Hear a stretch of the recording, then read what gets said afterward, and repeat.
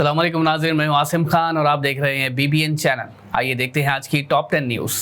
Yemen के हौती group ने कहा कि वो अपने पूरे हवाई ब्लॉकेट के हिस्से के तौर पर इजराइल के एयरपोर्ट्स पर मिसाइल हमले जारी रखेंगे। हौती फौजी स्पोक्स पर्सन याह्या सारिया ने कहा कि हम इजरायली दुश्मन के खिलाफ पूरा हवाई ब्लॉकेट का ऐलान करते हैं, जो कि गाज़ा पर अपने हमलों को बढ़ाने का फैसला कर चुका है। उन्होंने दुनिया भर की एयरलाइन से अपील की कि वो इजराइल के किसी भी एयरपोर्ट के लिए अपनी तमाम परवाज़ों को कैंसिल कर दें। अमेरिकी सदर डोनाल्ड ट्रंप ने ऐलान किया कि हर वो फिल्म जो किसी दूसरे मुल्क में बनाई गई हो और फिर अमेरिका में लाई जा रही हो, उस पर 100% टैरिफ फौरी तौर पर लगाया जाए। ट्रंप ने कहा कि अमेरिका की फिल्म इंडस्ट्री बहुत तेज़ी से ख़त्म हो रही है। लेबनान पर से सफ़र का बैन हटा देने के बाद लेबनान ने यूनाइटेड अरब एमिरेट्स के इस फैसले का खैर मकदम किया है। यूएई फॉरेन मिनिस्ट्री ने तस्दीक की कि इमराती शहरी 7 मई से लेबनान सफ़र कर सकते हैं। लेबनान प्राइम मिनिस्टर ने यूएई और प्रेसिडेंट शेख मोहम्मद जायद अल नहयान का शुक्रिया अदा करते हुए कहा कि लेबनान और उसके लोग इमराती और दूसरे गल्फ़ और अरब मेहमानों के इंतज़ार में हैं। यूनाइटेड नेशन सिक्योरिटी काउंसिल ने आज भारत और पाकिस्तान के दरमियान सूरत हाल पर एक बंद दरवाज़ों के पीछे मशवरा किया है। आपको बता दें कि पाकिस्तान इस वक्त सिक्योरिटी काउंसिल का एक गैर मुस्तकिल रुकन है। यूनाइटेड नेशन सिक्योरिटी काउंसिल के रिप्रेजेंटेटिव मिस्टर सेक्रेस से क्रॉस बॉर्डर टेररिज्म के बारे में सवाल पूछे जाने पर उन्होंने कहा कि ये बहुत अहम मसला है। हम किसी भी किस्म की दहशतगर्दी की सख्त मजम्मत करते हैं। पहलगाम आतंकवादी हमले के बाद भारत ने 60 साल पुरानी इंडस वाटर ट्रीटी को भी मुअत्तल करते हुए आज चेनाब नदी के बागलीहाट डैम से पाकिस्तान को पानी देना बंद कर दिया है। झेलम पर किशनगंगा प्रोजेक्ट से भी पानी का बहाव कम करने की तैयारी में है। ये कदम उस फैसले का हिस्सा है जहां भारत ने कहा कि वो पाकिस्तान को एक खतरा भी पानी नहीं देगा।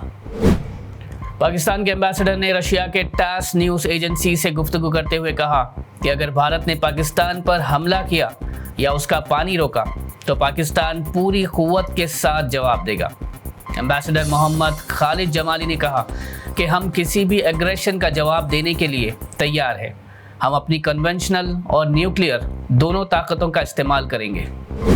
सुप्रीम कोर्ट ने आज कहा कि वक्फ अमेंडमेंट एक्ट की कॉन्स्टिट्यूशनल वैलिडिटी को चैलेंज करने वाली प्लीज 15 मई को सुनाई जाएगी और इस केस को chief justice of India designate justice BR गवाई की सरबराही में एक बेंच देखेगी।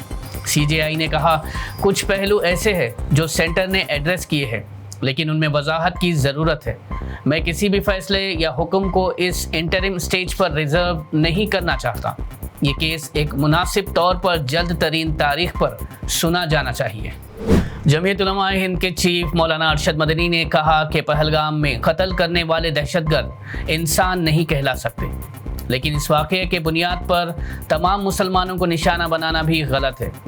वो 2 दिन के वर्किंग कमेटी मीटिंग के बाद प्रेस कॉन्फ्रेंस में उन्होंने कहा, मैं मुसलमान हूँ और ज़िंदगी भर इस मुल्क में रहा हूँ।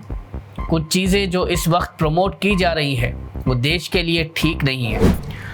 मिस वर्ल्ड 2025 के मुकाबले से पहले हैदराबाद एयरपोर्ट को कंटेस्टेंट्स का खैर मकदम करने के लिए सजाया गया है। ये ब्यूटी पेजेंट 7 मई से 31 मई तक चलेगा। दुनिया भर से 100 से ज़ायद कंटेस्टेंट्स के शिरकत करने की उम्मीद है। अपने इस दौर में ब्यूटी पेजेंट कंटेस्टेंट्स तेलंगाना के मशहूर टूरिस्ट प्लेसेस और हेरिटेजेस के मकामात का दौरा भी करेंगी। तेलंगाना ट्रांसपोर्ट मिनिस्टर पूनम प्रभाकर ने आज Telangana state road transport corporation के एम्प्लॉयज़ से अपील की कि वो हड़ताल पर ना जाए। उन्होंने कहा कि इससे आवाम को तकलीफ होगी। मिनिस्टर ने कहा कि हुकूमत उनके मसाइल हल करने के लिए तैयार है और उन्होंने एम्प्लॉयज़ से गुजारिश की है कि वो 6 मई से हड़ताल पर जाने का अपना फैसला वापस लें। चीफ मिनिस्टर रेवंत रेड्डी ने भी पिछले हफ्ते TGSRTC के एम्प्लॉयज़ से अपील की थी कि वो हड़ताल पर ना जाए। नाज़रीन, ये थी आज की टॉप 10 न्यूज़। देखते रहिए BBN चैनल। मुझे दीजिए इजाज़त। अल्लाह हाफिज़।